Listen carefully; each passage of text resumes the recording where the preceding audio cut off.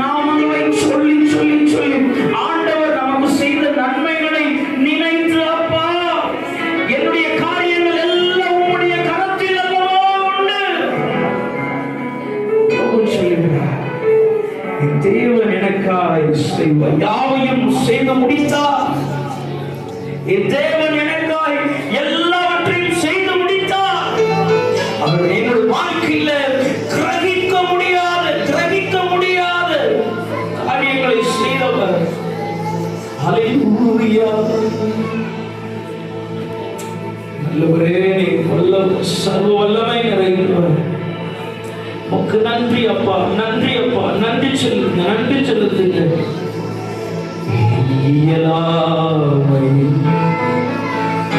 செயல்கள்